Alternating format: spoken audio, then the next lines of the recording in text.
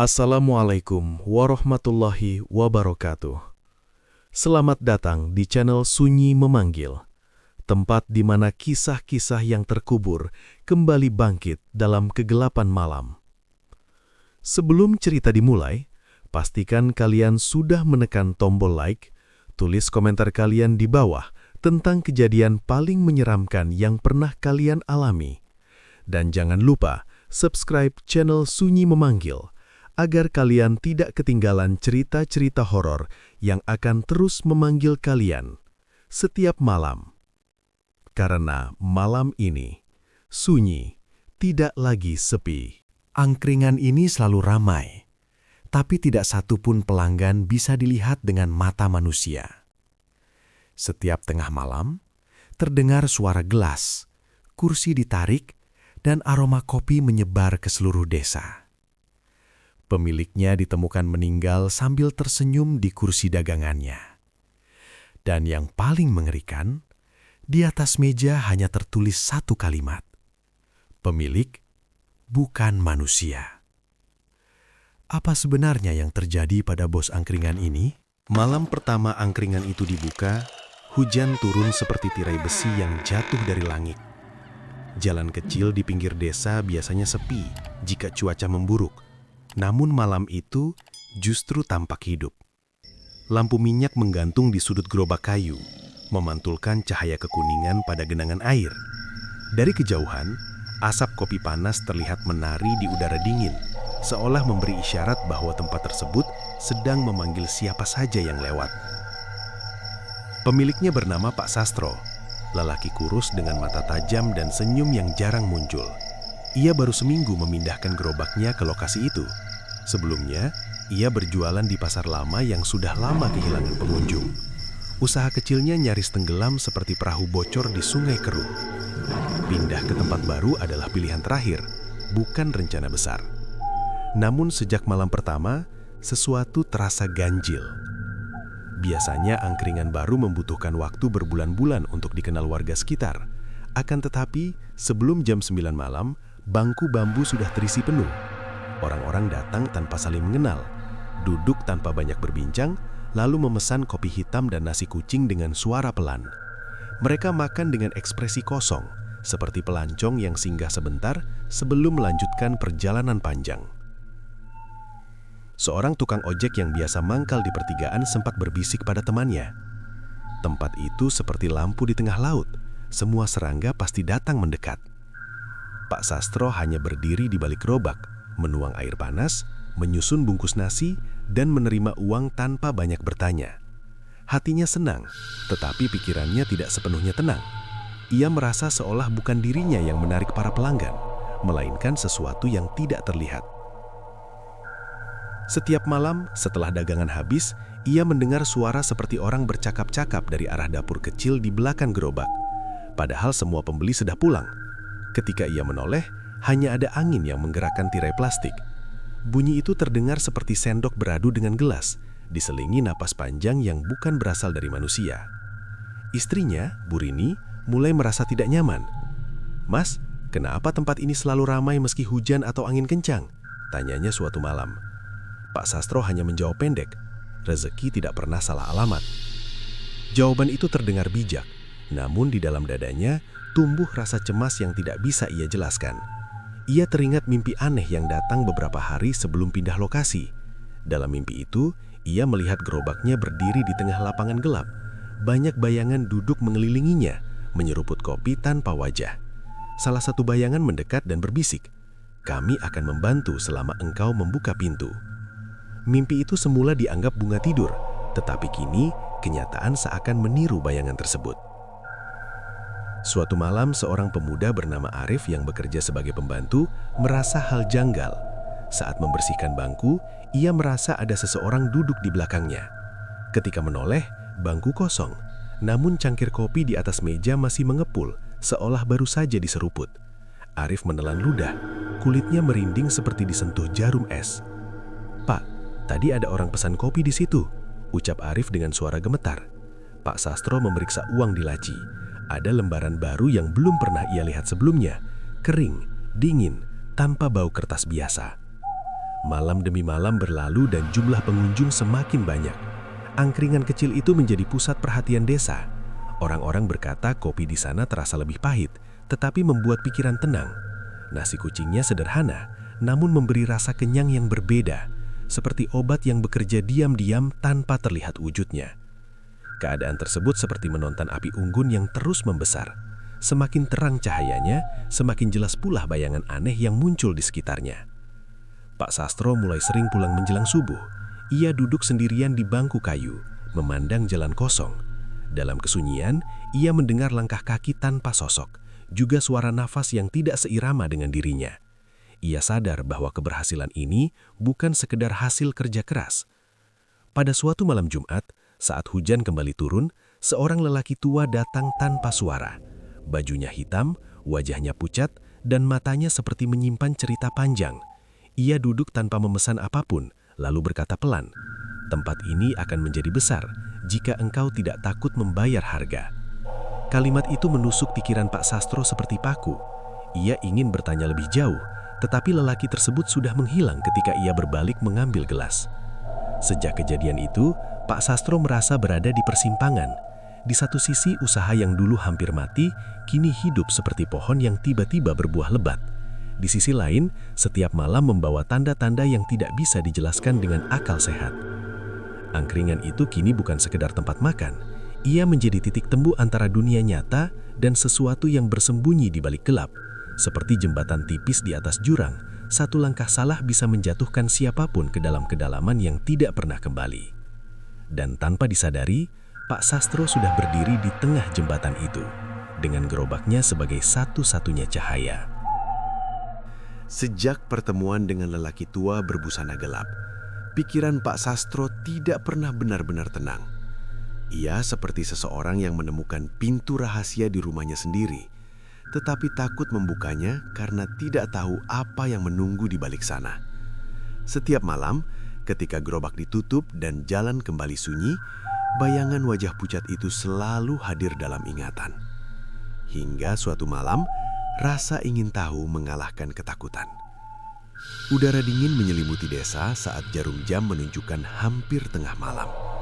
Pak Sastro berjalan sendirian menuju arah kebun bambu di pinggir sawah. Tempat itu jarang didatangi orang karena sering terdengar suara aneh saat angin berembus. Daun-daun panjang saling bergesekan, menghasilkan bunyi seperti bisikan ratusan mulut yang berbicara bersamaan. Langkahnya pelan, seolah setiap pijakan bisa membangunkan sesuatu yang tertidur. Ia membawa sebuah kantong kain berisi kopi hitam, nasi kecil, telur ayam berwarna gelap, dan sebotol air dari sumur tua. Benda-benda itu ia siapkan tanpa sepenuhnya mengerti alasannya. Tangannya bergerak mengikuti dorongan naluri, bukan perintah logika. Di tengah kebun bambu terdapat tanah lapang dengan batu besar menyerupai kursi alam. Pak Sastro berhenti di sana. Angin tiba-tiba diam, seperti dunia menahan napas. Ia meletakkan bungkusan di atas tanah, lalu duduk bersila.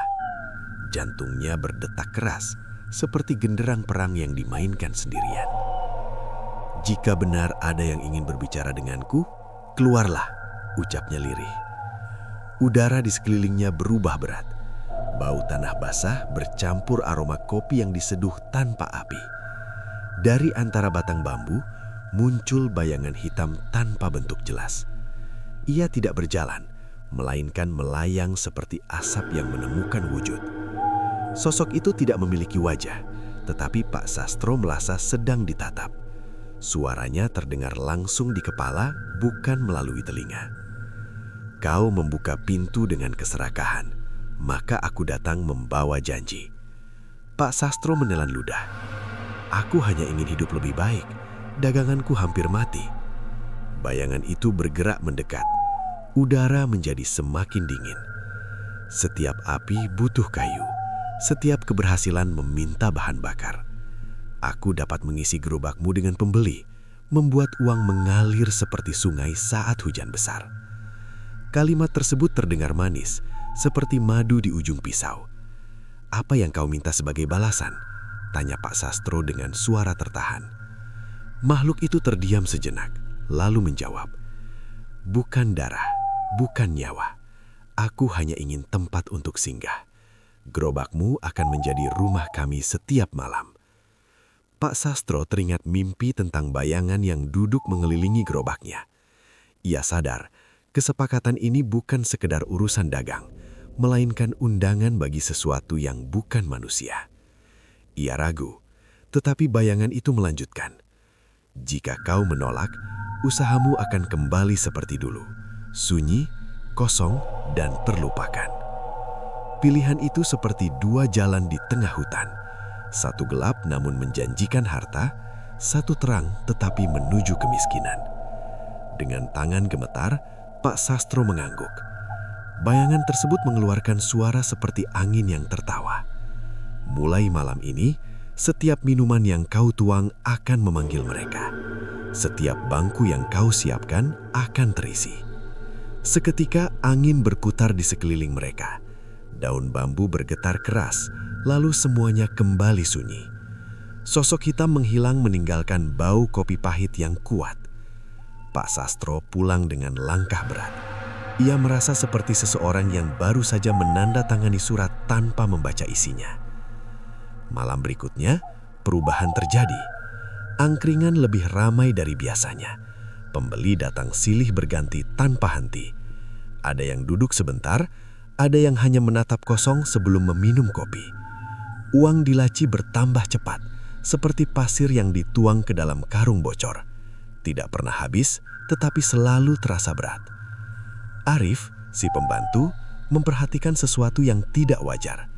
Banyak pelanggan tidak mengeluarkan suara langkah. Kursi bergerak sendiri, seakan diduduki oleh angin. Namun aroma rokok dan kopi tetap tercium jelas. Pak Sastro berdiri di balik gerobak dengan perasaan campur aduk. Keberhasilan ini seperti matahari terbit di tengah malam. Terang tetapi tidak seharusnya ada. Beberapa hari kemudian, uang mulai muncul di tempat yang tidak ia simpan. Di laci, di bawah bangku, bahkan di dalam teko kosong. Kertasnya dingin, tidak berbau, seolah berasal dari dunia lain. Istrinya semakin sering sakit kepala. Anaknya mengigau tiap tidur. Rumah terasa sempit, seperti ada tamu tak terlihat yang ikut tinggal. Pak Sastro mulai menyadari arti kata singgah yang diucapkan bayangan hitam. Makhluk itu tidak sekedar membantu, tetapi menetap.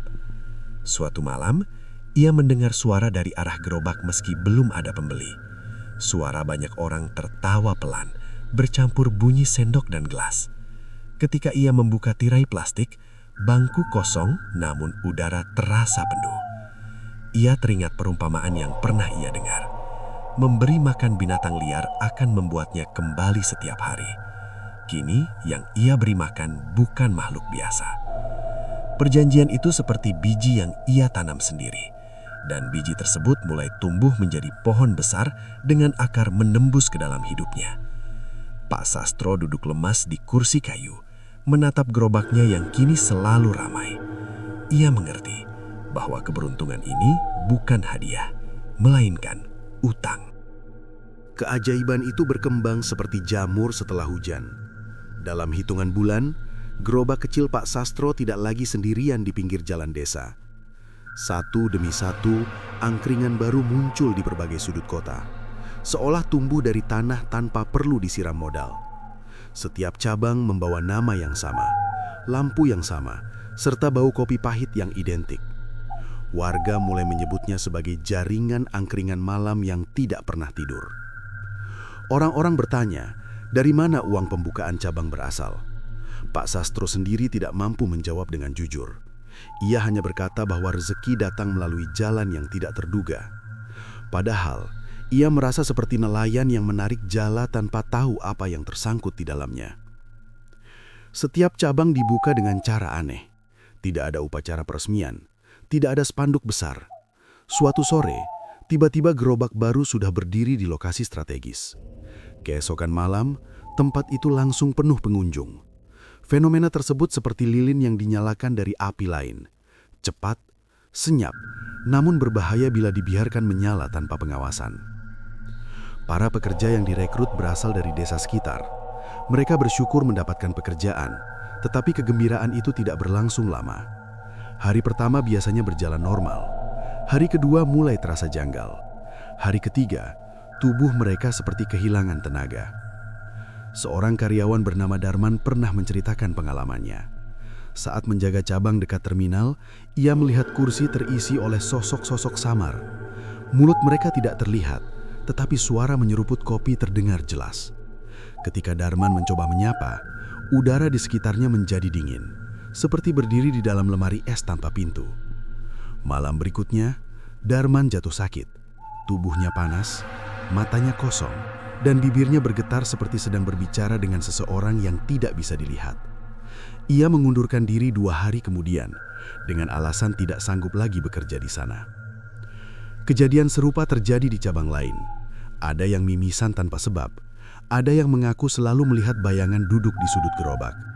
Ada pula yang bermimpi didatangi orang asing yang meminta disuguhi kopi setiap malam. Satu persatu pekerja pergi, meninggalkan cerita aneh seperti bekas tapak kaki di pasir basah. Namun, jumlah pembeli tidak pernah berkurang, justru semakin bertambah. Mereka datang dengan wajah datar, lalu pulang tanpa banyak bicara, seperti penumpang kereta yang hanya singgah sebentar di stasiun tertentu. Uang mengalir deras. Catatan pemasukan Pak Sastro penuh dengan angka yang tidak pernah ia bayangkan sebelumnya. Ia mulai membeli rumah lebih besar. Pakaian istrinya berubah lebih bagus. Anak mereka bisa bersekolah di tempat yang lebih layak. Dari luar, hidup Pak Sastro terlihat seperti lukisan keberhasilan. Akan tetapi, di balik warna cerah itu tersembunyi garis gelap yang tidak tampak oleh mata orang lain. Setiap malam, Pak Sastro harus berkeliling mengecek cabang-cabangnya. Ia merasa seperti penjaga kebun yang dipenuhi tanaman asing. Di salah satu angkringan, ia melihat bangku bergoyang sendiri. Di tempat lain, gelas bergerak tanpa sentuhan tangan. Semua itu tidak terjadi bersamaan, tetapi cukup sering untuk membuat dadanya terasa sesak. Suatu ketika, ia menghitung jumlah uang di laci salah satu cabang. Jumlahnya lebih banyak daripada penjualan yang tercatat, seolah ada pembeli yang tidak masuk dalam daftar. Kertas-kertas itu terasa dingin, seperti baru diambil dari ruang yang tidak tersentuh matahari. Ia teringat perumpamaan lama, memelihara api di rumah sendiri dapat menghangatkan, tetapi jika api itu bukan berasal dari kayu, melainkan dari batu bara yang tak dikenal, maka rumah bisa terbakar tanpa peringatan. Bu Rini semakin sering mengeluh pusing. Anak mereka mulai berbicara sendiri saat malam. Tetangga mendengar suara langkah di halaman rumah meski tidak ada tamu. Suasana rumah Pak Sastro seperti hotel tanpa resepsionis, didatangi oleh pengunjung yang tidak terlihat. Pak Sastro mencoba menenangkan diri dengan bekerja lebih keras. Ia menganggap semua ini hanya efek kelelahan. Namun, setiap kali ia menutup mata, bayangan hitam dari kebun bambu muncul dalam mimpinya. Sosok itu berdiri di antara gerobak-gerobak angkringan, tersenyum tanpa wajah, seolah memanen hasil dari benih yang pernah ia tanam. Dalam rapat kecil bersama beberapa pekerja yang masih bertahan, Pak Sastro mendengar keluhan yang membuat tengkuknya merinding. "Pak, di sini sering ada yang pesan kopi tanpa suara. Setelah gelas kosong, uang sudah ada di meja," ujar seorang pemuda. Kalimat itu seperti alarm dalam kepalanya. Ia sadar bahwa cabang-cabang ini tidak hanya melayani manusia, ada tamu lain yang ikut menikmati hasil perjanjian. Sejak saat itu, Pak Sastro tidak pernah merasa sendirian bahkan ketika berada di ruangan kosong. Ia seperti berdiri di tengah pasar yang tidak kelihatan, dikelilingi oleh pembeli tanpa wajah. Perkembangan usaha ini seperti sungai besar yang mengalir deras. Dari jauh terlihat indah, tetapi di bawah permukaannya terdapat arus yang bisa menyeret siapa saja ke dasar. Pak Sastro mulai takut pada keberhasilannya sendiri. Ia ingin menghentikan pertumbuhan ini, tetapi tidak tahu bagaimana caranya tanpa memutus hubungan dengan sesuatu yang telah membantu sejak awal. Setiap cabang menjadi pengingat bahwa ia telah membuka pintu yang tidak bisa ditutup sembarangan. Gerobak-gerobak itu berdiri seperti lilin di pemakaman, terang di luar, gelap di dalam. Dan pada akhir bulan ketiga, ketika jumlah angkringan mencapai belasan, Pak Sastro duduk sendirian di depan buku catatan keuangan. Angka-angka di sana tampak seperti deretan simbol yang tidak lagi membawa kegembiraan, melainkan ancaman. Ia menyadari satu hal, semakin banyak cabang dibuka, semakin banyak pula makhluk yang datang singgah. Keberhasilan ini bukan tangga menuju kebahagiaan, melainkan lorong panjang menuju sesuatu yang belum ia pahami. Bayaran dari perjanjian itu akhirnya menampakkan wajahnya. Bukan berupa kematian tiba-tiba, bukan pula kecelakaan besar. Harga yang diminta datang perlahan, seperti racun yang menetes setitik demi setitik ke dalam gelas kehidupan Pak Sastro. Suatu pagi, Bu Rini terbangun dengan pandangan kosong. Ia duduk di tepi ranjang sambil memandangi jendela tanpa berkedip. Ketika dipanggil, ia tidak menjawab. Tubuhnya bergerak, namun pikirannya seolah tertinggal di tempat lain. Sejak hari itu, ia sering berbicara sendiri dengan suara sangat pelan, seakan sedang berdiskusi dengan seseorang yang hanya bisa ia lihat. Pak Sastro mengira istrinya hanya kelelahan. Ia membawanya ke tabib desa. Tidak ditemukan penyakit. Denyut nadi normal, napas teratur, tubuh tidak panas. Akan tetapi, mata Bu Rini tampak seperti sumur yang kehilangan airnya. Tidak ada pantulan cahaya di sana. Anak mereka, Dika, mulai mengalami perubahan serupa. Bocah itu tidak lagi bermain di halaman. Ia lebih suka duduk menghadap tembok sambil menggambar lingkaran hitam di kertas. Ketika ditanya, ia hanya menjawab, "Mereka minta tempat duduk, Pak." Kalimat tersebut menusuk telinga Pak Sastro seperti duri. Ia teringat ucapan bayangan di kebun bambu tentang tempat singgah. Kini ia mengerti, rumahnya pun dijadikan persinggahan. Setiap malam, suasana berubah semakin berat. Udara terasa penuh, seolah ruangan sempit itu dipadati banyak tamu tak kasat mata. Bunyi langkah terdengar di dapur. Kursi berderit tanpa disentuh. Kadang terdengar suara sendok menyentuh gelas, padahal tidak ada siapapun di sana. Keluarga yang dahulu sederhana, kini hidup seperti penghuni rumah yang tidak mereka miliki sepenuhnya. Pak Sastro merasa seperti pemilik kapal yang perlahan diambil alih oleh penumpang gelap. Bu Rini sering terbangun tengah malam sambil menangis. Ia berkata melihat banyak orang duduk di ruang tamu, meminum kopi sambil memandanginya. Wajah-wajah itu pucat, mata mereka kosong, dan bau tanah basah mengelilingi ruangan. Pak Sastro mencoba menenangkan istrinya, tetapi dalam hatinya sendiri tumbuh keyakinan pahit bahwa semua ini akibat pilihannya. Ia sadar, jin yang dijanjikan tidak meminta darah, melainkan kebahagiaan. Kehangatan rumah diambil sedikit demi sedikit, seperti lilin yang menyusut tanpa disadari. Suatu malam, ia pulang dari salah satu cabang dan menemukan Dika duduk di lantai sambil tertawa kecil. Anak itu menunjuk sudut ruangan. "Mereka bilang kopi Bapak enak," ucapnya polos. Pak Sastro tidak melihat siapapun, namun hawa dingin menyentuh kulitnya. Ruangan itu terasa seperti gua yang dipenuhi napas asing. Ia memeluk anaknya, tetapi tubuh kecil itu kaku seperti memeluk bayangan. Ia teringat perumpamaan yang pernah ia dengar. Memelihara lebah akan memberi madu, tetapi jika sarangnya diletakkan di dalam kamar, sengatannya akan mengenai keluarga sendiri. Kini ia merasakan sengatan itu satu persatu. Kesehatan Bu Rini semakin menurun. Ia tidak mau makan, tidak mau minum, hanya duduk menatap kosong. Kadang bibirnya bergerak mengucap kalimat aneh, seperti sedang menghitung sesuatu. Pak Sastro mendengar kata kursi, gelas, dan malam berulang-ulang dari mulut istrinya. Tetangga mulai menjauh. Mereka merasa rumah Pak Sastro membawa suasana tidak nyaman. Anjing-anjing sering menggonggong ke arah pintu tanpa sebab. Ayam berkokok tengah malam.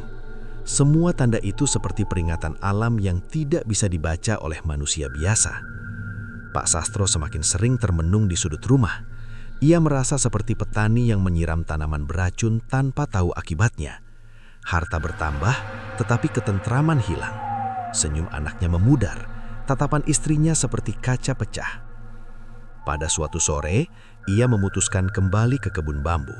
Ia ingin bertanya langsung kepada bayangan hitam itu. Angin berdesir keras ketika ia tiba di tempat pertemuan lama. Daun-daun saling beradu seperti ribuan lidah yang mengejek. "Engkau berkata tidak meminta nyawa," ucap Pak Sastro dengan suara bergetar. Bayangan itu muncul perlahan, mengambang di udara. Aku menepati janji, jawab suara dalam kepalanya. Aku hanya mengambil ruang, tempat di hatimu, tempat di rumahmu, tempat dalam keluargamu. Pak Sastro merasa dadanya sesak. Ambillah aku saja, jangan mereka. Sosok itu tertawa tanpa suara. Kesepakatan sudah berjalan, keuntungan dan akibat berjalan bersama, seperti siang berdampingan dengan bayang. Kalimat itu seperti palu yang menghantam pikirannya. Ia sadar tidak ada jalan kembali. Perjanjian ini bukan tali yang bisa dipotong, melainkan akar yang sudah menembus tanah kehidupannya. Ia pulang dengan langkah berat. Rumah terasa lebih dingin dari biasanya. Bu Rini tertidur di kursi. Dika meringkuk di lantai. Di sudut ruang tamu, Pak Sastro melihat bayangan samar seperti orang-orang duduk menunggu. Ia tidak tahu apakah itu benar-benar ada atau hanya permainan pikirannya. Dalam keheningan itu, ia mengerti bahwa kekayaan yang datang cepat membawa bayaran yang lebih cepat pula. Hatinya seperti rumah tanpa pintu, dimasuki siapa saja tanpa izin. Sejak malam tersebut, Pak Sastro tidak lagi merasakan kegembiraan melihat banyak cabang angkringan. Setiap keuntungan terasa seperti batu yang diletakkan di atas dada keluarganya. Ia ingin menutup semua gerobak, tetapi takut pada reaksi makhluk yang telah diberi tempat. Bab ini menjadi titik ketika Pak Sastro menyadari bahwa perjanjian tersebut bukan tangga menuju kemakmuran, melainkan jembatan menuju kehilangan. Malam kelima setelah kondisi keluarganya memburuk, Pak Sastro memutuskan menginap di salah satu cabang angkringan yang paling ramai. Ia ingin memastikan dengan mata kepala sendiri siapa saja yang sebenarnya datang setiap malam. Gerobak itu berada di dekat perempatan kota, tempat lampu jalan berkelip seperti mata lelah yang menahan kantuk. Udara terasa berbeda sejak senja turun. Angin membawa aroma kopi yang bercampur dengan bau tanah basah, seperti pasar tua yang baru saja disiram hujan. Bangku-bangku bambu tersusun rapi, namun suasananya menyerupai ruang tunggu tanpa jam dinding. Orang datang, duduk, lalu pergi tanpa meninggalkan kesan. Seorang karyawan bernama Joko melayani pembeli dengan wajah pucat. Tangannya gemetar saat menuang air panas. Ia berbisik kepada Pak Sastro, "Pak, banyak tamu tidak kelihatan di kamera." Pak Sastro mengangguk tanpa menjawab. Ia berdiri di dekat tiang lampu, memperhatikan satu demi satu kursi yang terisi. Dari kejauhan, terlihat penuh. Namun ketika diperhatikan lebih lama, sebagian bangku seakan menampung tubuh yang tidak kasat mata. Seperti menonton teater tanpa aktor, hanya properti yang bergerak sendiri. Sekitar pukul 11, seorang lelaki berjaket hitam datang. Wajahnya pucat, matanya kosong, langkahnya tidak menimbulkan suara. Ia duduk tepat di depan Pak Sastro dan memesan kopi dengan suara sangat pelan. Saat gelas diletakkan, uap panas naik, tetapi tangan pemesan tidak terlihat menyentuhnya. Minuman itu berkurang sedikit demi sedikit, seolah dihirup oleh udara. Pak Sastro menahan napas. Jantungnya berdetak seperti palu yang memukul kayu tua. Ia merasa sedang melihat dua dunia bertemu di satu meja. Di sudut lain, seorang perempuan muda duduk sambil menunduk. Rambutnya panjang menutupi wajah. Joko menyapanya, namun tidak ada jawaban. Ketika ia meletakkan nasi kucing di depan bangku tersebut, bungkusan itu terbuka sendiri. Isinya menghilang perlahan, seperti pasir yang disapu ombak. Pelayan itu mundur dengan wajah ketakutan. "Pak, mereka makan," katanya lirih. Pak Sastro menyadari sesuatu yang lebih mengerikan daripada sekedar bayangan. Makhluk-makhluk itu bukan hanya datang, tetapi juga menikmati sajian. Angkringan tidak lagi melayani manusia saja, melainkan penghuni gelap yang menumpang di malam. Ia teringat analogi tentang sumur yang dibiarkan terbuka. Siapapun bisa mengambil air, termasuk sesuatu yang tidak diundang. Kini gerobaknya menjadi sumur bagi makhluk dari dunia lain. Jam mendekati tengah malam, jumlah kursi yang tampak kosong semakin sedikit, meski mata manusia hanya melihat beberapa pembeli biasa. Angin berputar mengelilingi tempat itu, membawa bisikan yang terdengar seperti banyak orang berbicara serentak. Pak Sastro memejamkan mata sebentar. Saat dibuka kembali, ia melihat pemandangan yang membuat kakinya lemas. Seluruh bangku penuh oleh sosok-sosok samar. Ada yang menyerupai lelaki tua, ada yang seperti anak kecil, ada pula yang tidak memiliki bentuk jelas. Mereka duduk rapi, menatap ke arah gerobak, menunggu kopi berikutnya. Suasana tersebut seperti aula tanpa lampu, dipenuhi tamu yang tidak tercatat di buku undangan. Salah satu sosok berdiri, tubuhnya tinggi, bayangannya panjang. Ia mendekati Pak Sastro tanpa menyentuh tanah. Suaranya terdengar di kepala, bukan di telinga. Kami datang karena pintu telah dibuka. Engkau menyediakan tempat, kami mengisi bangku. Pak Sastro ingin berteriak, tetapi tenggorokannya kaku. Pergilah, ini bukan tempat kalian. Bayangan itu tersenyum tanpa wajah. Dunia manusia dan dunia kami dipisahkan oleh kebiasaan. Kopi dan malam membuat jarak itu tipis. Kalimat tersebut terasa seperti teka-teki yang tidak ingin dijawab. Pak Sastro sadar, selama angkringan itu buka, selama kopi diseduh, selama bangku disiapkan, maka para tamu tak kasat mata akan terus datang. Seorang pelanggan manusia tiba-tiba berdiri dan pergi tanpa membayar. Di atas mejanya tertinggal uang dingin yang tidak berbau. Pak Sastro tahu, itu bukan orang tadi, itu bayaran dari pihak lain. Ia melihat Joko terduduk lemas di belakang gerobak. Keringat dingin mengalir di pelipis pemuda itu. "Pak, saya dengar suara anak kecil minta kopi susu," katanya dengan mata berkaca-kaca. Pak Sastro teringat Dika di rumah. Dadanya terasa diremas oleh tangan tak terlihat. Ia sadar bahwa makhluk-makhluk ini mulai meniru manusia, bahkan anak-anak. Seperti air yang mengambil bentuk wadahnya, mereka menyesuaikan diri dengan lingkungan angkringan. Sekitar pukul 1, suasana tiba-tiba sepi. Bangku kembali kosong. Angin berhenti, seolah semua tamu menghilang bersamaan. Hanya tersisa bau kopi pahit dan rasa dingin yang menempel di kulit. Pak Sastro duduk di kursi kayu dengan napas berat. Ia merasa seperti penjaga pelabuhan yang baru saja melepas kapal hantu. Pengalaman itu membuka matanya sepenuhnya. Keberhasilan usahanya ditopang oleh pelanggan yang bukan berasal dari dunia manusia. Ia memandang gerobak dengan perasaan bercampur. Dulu benda itu hanya alat mencari makan. Kini ia berubah menjadi gerbang bagi makhluk yang tidak dikenal. Dalam benaknya muncul gambaran sederhana. Memberi makan burung liar membuat halaman ramai. Tetapi jika yang datang adalah serigala, halaman akan berubah menjadi sarang bahaya. Angkringan ini telah menjadi sarang bagi makhluk yang tidak bisa diusir dengan sapu biasa. Pak Sastro pulang menjelang subuh. Langit mulai memerah, seperti wajah orang yang menahan malu. Di rumah, Bu Rini masih duduk menatap sudut ruangan. Dika tidur sambil menggenggam kertas bergambar kursi dan gelas. Ia duduk di antara mereka, merasa seperti penjaga lilin di tengah badai.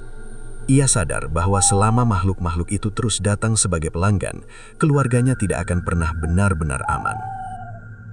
Rahasia itu akhirnya terbuka bukan dari mulut Pak Sastro, melainkan dari kebiasaan kecil yang terlihat sepele. Setiap malam Jumat, sebelum angkringan dibuka, ia selalu pergi sendirian membawa jerikan kecil berwarna coklat. Tidak ada karyawan yang tahu isinya. Ia melangkah ke arah sumur tua di belakang pasar lama, tempat yang sudah lama tidak dipakai warga karena airnya berbau tanah pekat. Sumur tersebut berdiri seperti mulut gua yang lupa ditutup. Dindingnya dipenuhi lumut, bibirnya retak, dan di sekelilingnya tumbuh ilalang tinggi. Orang-orang percaya lokasi itu berada dekat pemakaman lama yang telah diratakan puluhan tahun lalu. Airnya jarang disentuh, kecuali oleh Pak Sastro. Malam itu, seorang karyawan baru bernama Raka mengikuti dari kejauhan. Rasa penasaran mengalahkan rasa takut. Ia melihat Pak Sastro menurunkan timba, menariknya perlahan, lalu menuangkan air ke dalam jerikan tanpa membaca doa apapun.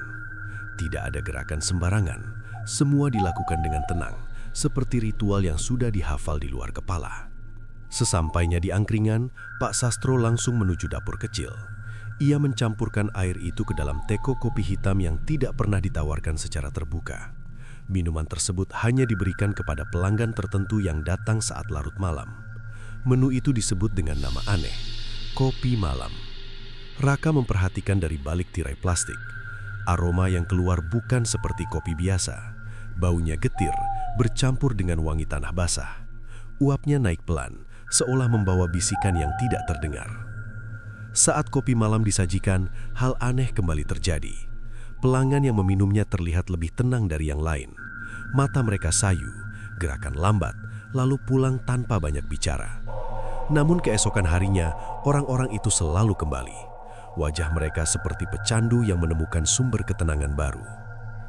Raka mencoba satu teguk secara diam-diam ketika Pak Sastro tidak melihat.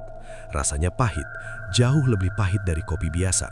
Setelah menelan, dadanya terasa hangat, lalu kepalanya menjadi ringan. Malam itu, ia bermimpi berada di sebuah ruangan penuh kursi bambu. Banyak sosok duduk di sana, memandangnya tanpa wajah. Salah satu di antara mereka berkata, "Datang lagi besok." Ia terbangun dengan tubuh dingin dan keringat membasahi punggung. Keesokan malam, Raka tidak bisa menahan diri untuk kembali meminum kopi malam. Sejak saat itu, mimpinya selalu sama. Ia melihat angkringan tanpa dinding, dipenuhi tamu yang tidak memiliki bayangan. Mereka meminum kopi bersama, seperti pesta sunyi yang hanya bisa dihadiri oleh makhluk tertentu. Ia mulai menyadari bahwa minuman tersebut bukan sekedar racikan biasa. Air dari sumur tua seperti jembatan. Ia menghubungkan dua dunia melalui rasa pahit dan aroma tanah.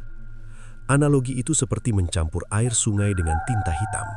Sekali dicampur, tidak mungkin memisahkan mana air biasa dan mana yang sudah berubah. Kopi malam menjadi wadah yang mengikat manusia dan makhluk tak terlihat dalam satu kebiasaan. Pak Sastro mengetahui Raka mulai curiga, namun ia tidak melarang.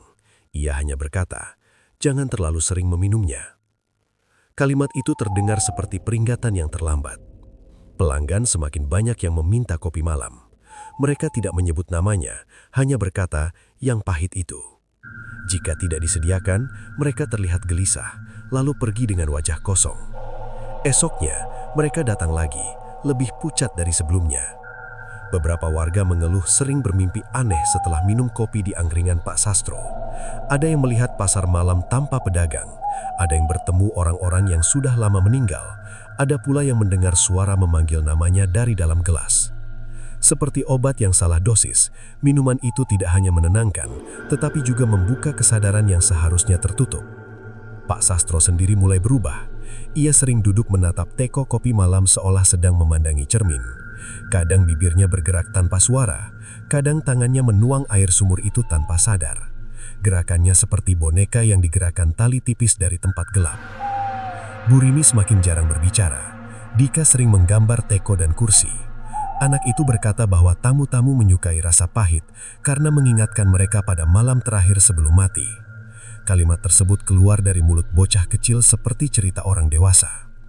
Suatu malam, Raka melihat Pak Sastro berbicara sendirian di depan teko. "Kalian jangan terlalu banyak datang," ucapnya pelan. Udara di sekitarnya bergerak, seolah ada yang menjawab tanpa suara. Raka sadar, kopi malam bukan hanya menu, melainkan undangan. Setiap cangkir adalah surat tanpa alamat yang dikirim ke dunia lain. Perumpamaannya seperti memukul lonceng di tengah hutan. Siapapun yang mendengar akan datang, entah itu rusa atau binatang buas.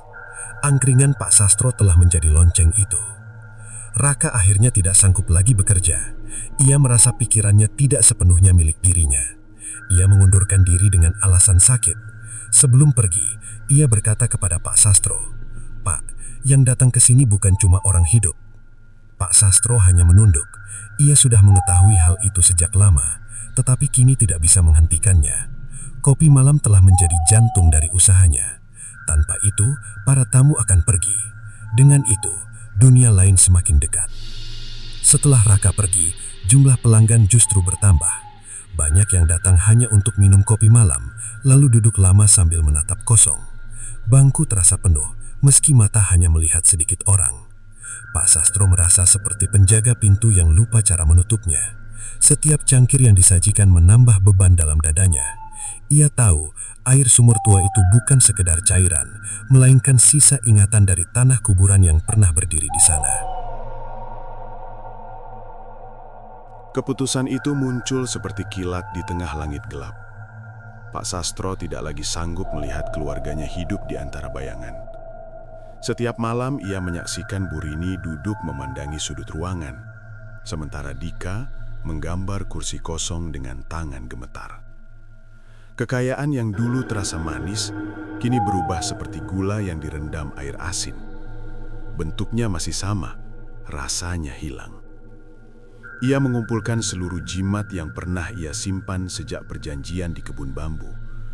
Kain hitam, batu kecil, serta kertas bertuliskan simbol aneh diletakkan di atas meja. Benda-benda itu seperti saksi bisu dari jalan yang telah ia pilih. Tangannya bergetar ketika menyalakan api. Asap tipis naik ke langit-langit rumah, membawa bau hangus yang pahit. Saat jimat terbakar, udara di sekitar berubah berat. Lampu berkedip.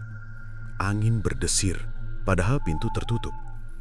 Dari dapur terdengar bunyi sendok beradu dengan gelas, meski tidak ada siapapun di sana.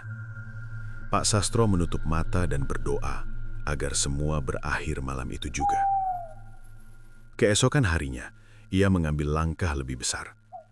Ia mendatangi seluruh cabang angkringan dan memerintahkan karyawan untuk berhenti berjualan.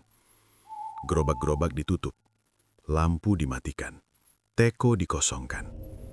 Ia ingin memutus semua jalan yang menghubungkan dunia manusia dengan tamu tak kasat mata. Para pekerja terkejut. Beberapa bersyukur, beberapa takut. Jalanan yang biasanya dipenuhi aroma kopi kini sunyi. Bangku bambu berdiri seperti deretan tulang tanpa daging. Kota terasa aneh, seolah kehilangan denyut malamnya. Pak Sastro merasa seperti orang yang memutus tali kapal di tengah laut. Ia tidak tahu apakah akan tenggelam atau justru bebas.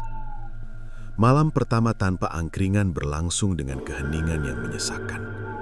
Namun, saat jarum jam melewati tengah malam, terdengar suara langkah di luar rumah. Tidak ada orang, hanya bunyi kursi yang digeser dari arah cabang terdekat, meski tempat itu sudah ditutup. Ia berdiri di depan jendela. Dari kejauhan terlihat cahaya kecil menyala sendiri. Api muncul di salah satu gerobak. Tidak besar, tetapi cukup terang untuk terlihat dari rumah. Pak Sastro berlari ke lokasi. Angin membawa bau kayu terbakar.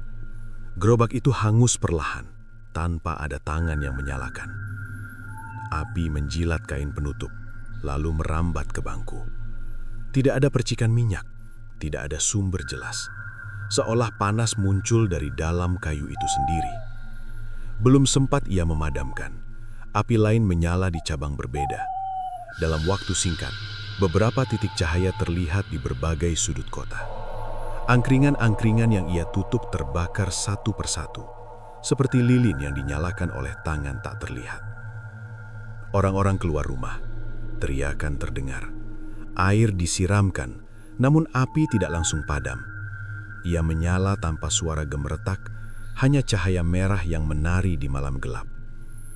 Pak Sastro berdiri di tengah jalan, lututnya lemas. Ia merasa seperti petani yang membakar ladang sendiri, tetapi api itu bukan berasal dari korek, melainkan dari tanah yang marah.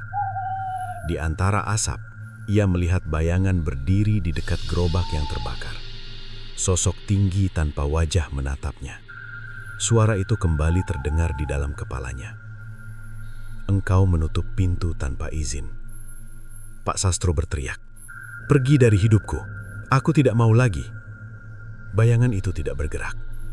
Api ini bukan hukuman, ini pengingat. Apa yang dibangun bersama tidak bisa dihancurkan sepihak. Kalimat itu seperti rantai yang mengikat dadanya. Ia menyadari bahwa perlawanan ini tidak diterima. Usahanya menutup cabang justru membuat makhluk-makhluk itu marah. Api akhirnya padam menjelang subuh, meninggalkan kayu hitam dan bau hangus.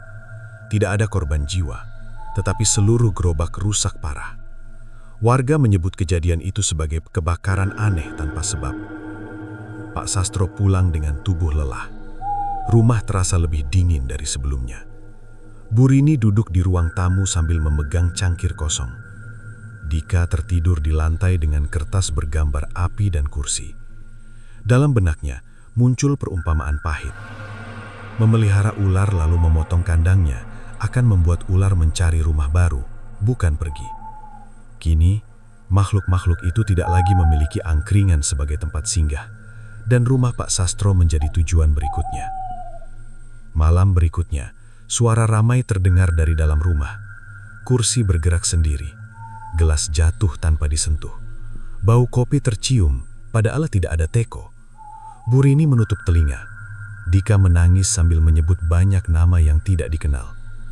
Pak Sastro merasa seperti berdiri di tengah hujan abu. Ia ingin melindungi keluarganya, tetapi tidak tahu bagaimana caranya.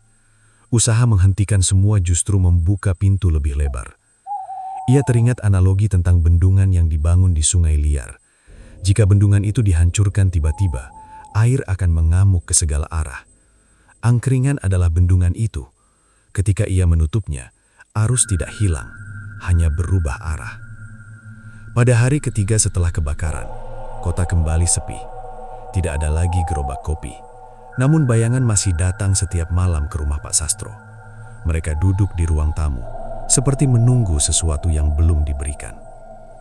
Pak Sastro duduk di tengah rumah dengan mata merah. Ia menyadari bahwa perlawanan dengan cara kasar tidak akan berhasil.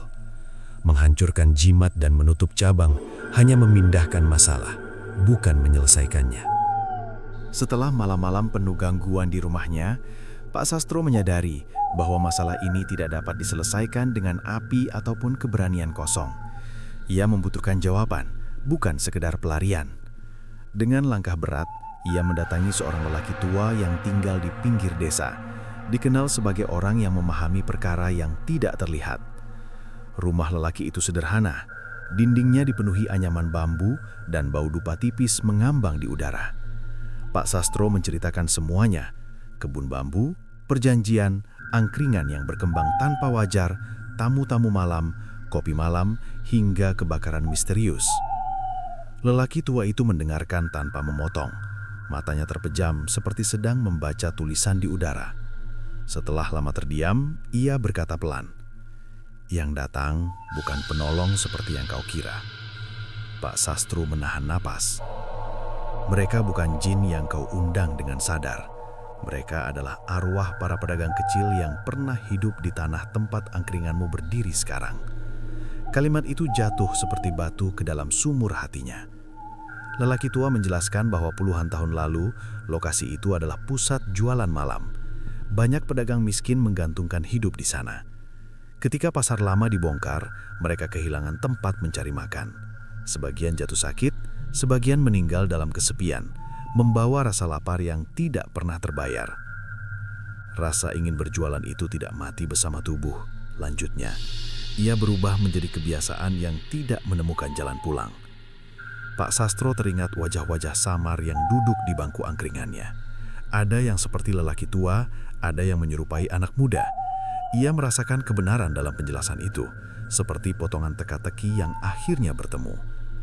"Mereka memanfaatkanmu karena engkau membuka kembali lapak di wilayah mereka," kata lelaki itu. "Gerobakmu menjadi panggung bagi keinginan lama yang belum selesai." Analogi itu seperti orang membangun rumah di atas reruntuhan pasar. Tanpa sadar, ia menghidupkan kembali suara-suara lama yang tertinggal di tanah tersebut. Pak Sastro terdiam. Selama ini ia mengira sedang bekerja sama dengan makhluk asing, padahal yang datang adalah sisa kehidupan manusia yang pernah tersingkir. Mereka tidak meminta nyawa, tetapi mereka menuntut kesempatan. Kesempatan untuk kembali menjual, kembali duduk, kembali merasa hidup. Pak Sastro teringat ucapan bayangan di kebun bambu tentang tempat singgah. Sekarang ia memahami maknanya. Mereka bukan ingin membunuh, melainkan ingin menjalani ulang kebiasaan lama. Duduk, minum, menunggu pelanggan meski tubuh sudah tidak ada.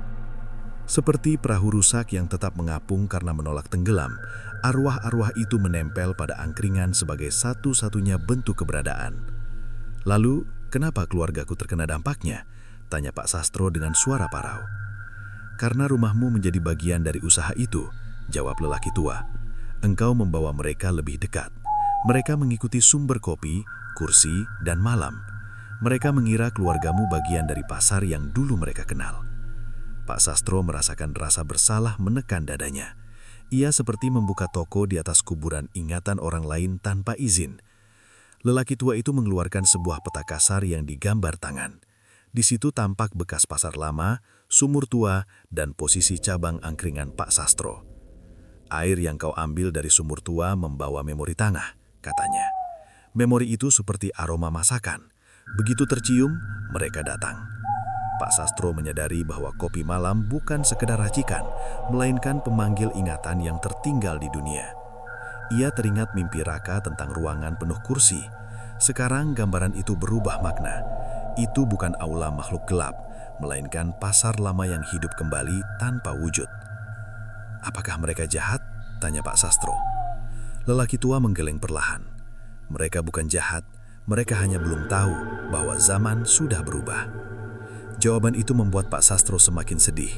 Selama ini ia melawan sesuatu yang sebenarnya hanya ingin bertahan. Seperti orang tua yang lupa pulang karena tidak ada rumah, arwah-arwah itu menempel pada angkringan sebagai satu-satunya sisa kehidupan. Pak Sastro pulang dengan pikiran penuh. Malam itu, ketika suara kursi bergerak kembali terdengar di ruang tamu, ia tidak lagi merasa dikejar. Ia berasa sedang didatangi tamu yang tersesat. Ia berdiri di tengah ruangan dan berkata pelan, "Tempat kalian sudah tidak ada. Aku tidak tahu cara memulangkannya." Udara terasa berubah. Tidak ada jawaban, tetapi suasana menjadi lebih ringan, seperti beban yang diangkat sedikit.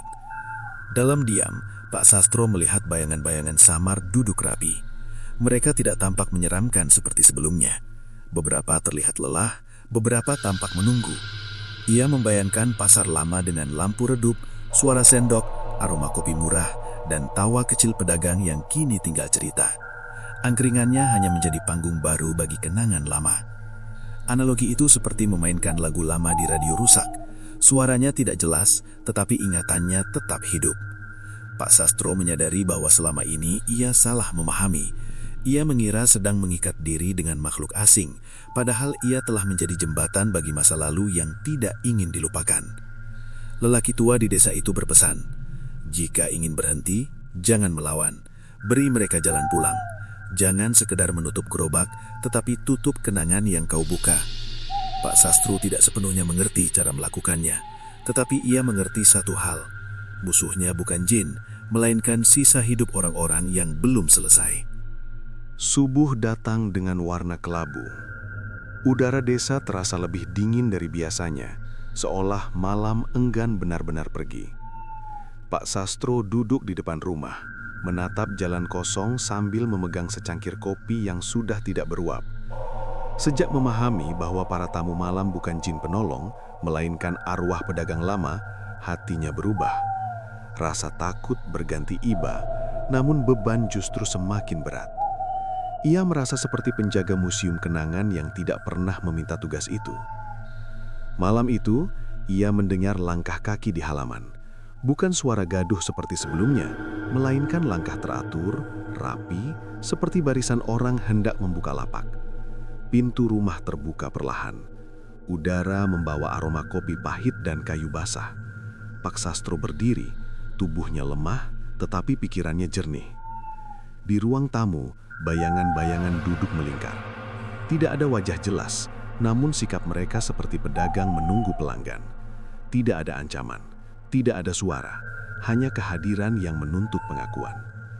Pak Sastro berbicara dengan suara pelan. "Kalian tidak punya tempat lagi, aku juga sudah tidak punya tenaga." Bayangan paling tinggi berdiri, bukan untuk menyerang, melainkan seperti orang yang hendak berpamitan. Dalam kepala Pak Sastro terdengar suara, "Kami hanya ingin berdagang sekali lagi, lalu kami pergi." Kalimat itu sederhana, tetapi maknanya berat, seperti permintaan terakhir dari seseorang yang hampir tenggelam. Pak Sastro teringat masa awal membuka gerobak ketika ia sendiri hampir menyerah pada hidup. Ia mengerti rasa ingin bertahan meski dunia tidak menyediakan ruang. Dalam keheningan, ia mengangguk. Malam berikutnya, tanpa mengabari siapapun, Pak Sastro mendorong satu gerobak angkringan ke lokasi lama dekat pasar yang telah menjadi tanah kosong.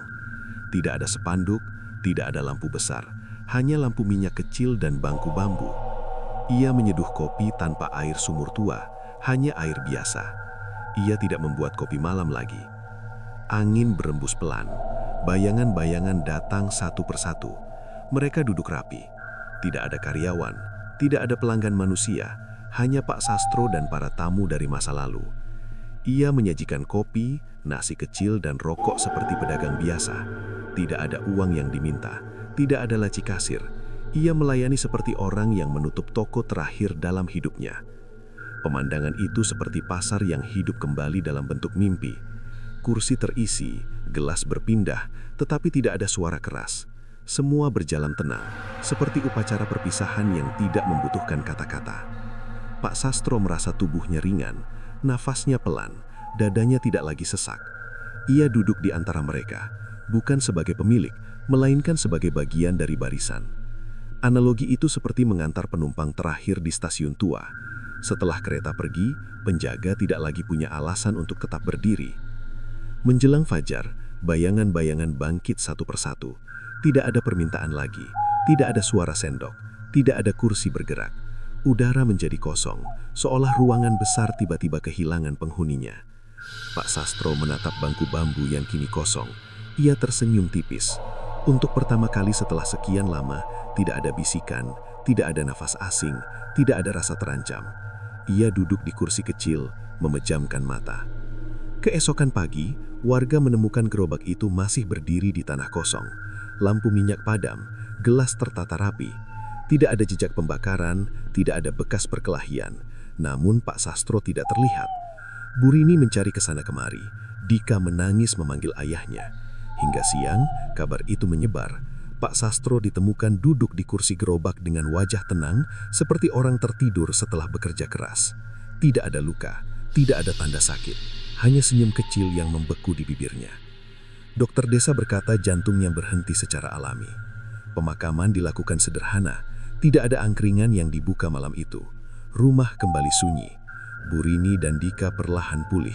Tidak ada lagi suara kursi bergerak sendiri, tidak ada bau kopi tanpa teko. Warga mengira semua sudah selesai. Namun seminggu kemudian, sesuatu yang aneh terjadi. Di lokasi bekas gerobak Pak Sastro, setiap malam terlihat cahaya kecil menyala.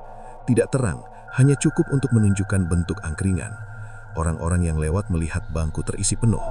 Dari jauh terdengar bunyi gelas dan sendok seperti biasa. Ketika didekati, tidak ada siapapun. Beberapa orang bersumpah melihat Pak Sastro duduk di balik gerobak menyeduh kopi dengan gerakan yang sangat dikenalnya. Wajahnya tidak pucat, tidak menyeramkan. Ia tampak seperti dulu, hanya lebih tenang. Tidak ada menu terlarang, tidak ada kopi malam, tidak ada uang berlebih. Hanya angkringan sederhana yang selalu penuh pada jam tertentu, lalu kosong kembali sebelum subuh. Struk yang tertinggal di meja suatu pagi hanya berisi satu baris tulisan. Pemilik bukan manusia. Orang-orang berhenti mencoba memahami. Mereka hanya tahu satu hal, tempat itu tidak mengganggu siapapun. Tidak ada lagi karyawan sakit, tidak ada lagi keluarga yang kerasukan, tidak ada lagi kebakaran. Angkringan itu menjadi seperti penanda kenangan, yang lewat merasa hangat tanpa alasan, yang duduk sebentar mengaku mimpi tentang pasar lama, tentang pedagang kecil, tentang kopi murah yang pernah mengisi hidup banyak orang. Analogi itu seperti lilin di makam, tidak menghidupkan kembali yang mati, tetapi memberi cahaya agar ingatan tidak padam. Bu Rini suatu malam datang diam-diam. Ia melihat bangku terisi penuh tanpa tubuh. Ia mencium aroma kopi yang sangat dikenalnya. Ia tidak menangis, ia hanya berkata pelan, "Mas, sudah cukup." Angin bergerak, lampu minyak padam sendiri. Sejak saat itu, cahaya angkringan tidak pernah muncul lagi. Namun sebagian warga percaya bahwa pada malam tertentu, jika angin membawa bau kopi pahit dan tanah basah, Pak Sastro sedang membuka lapak di tempat yang tidak bisa dilihat mata. Bukan untuk mencari uang, bukan untuk pesugihan, melainkan untuk menemani arwah pedagang lama agar tidak sendirian di antara ingatan yang terlupakan. Cerita itu berakhir bukan dengan jeritan, tetapi dengan kesunyian yang damai. Keuntungan berubah menjadi perpisahan, kutukan berubah menjadi pengantar pulang, dan desa itu belajar satu hal. Kadang, kekayaan terbesar bukanlah banyaknya cabang usaha, melainkan keberanian menutup pintu dengan cara yang benar. Warga mengira semua sudah berakhir ketika angkringan itu menghilang. Namun seminggu kemudian, cahaya kecil kembali menyala di tanah kosong. Bangku terisi penuh tanpa tubuh. Dan seseorang bersumpah melihat Pak Sastro menyeduh kopi dari dunia lain. Jika angkringan itu bukan milik manusia, lalu siapa sebenarnya yang membuka lapak setiap malam? Jangan kemana-mana, karena di episode selanjutnya, kita akan membongkar rahasia siapa makhluk yang duduk di bangku paling ujung dan mengapa namamu bisa tertulis di gelas terakhir.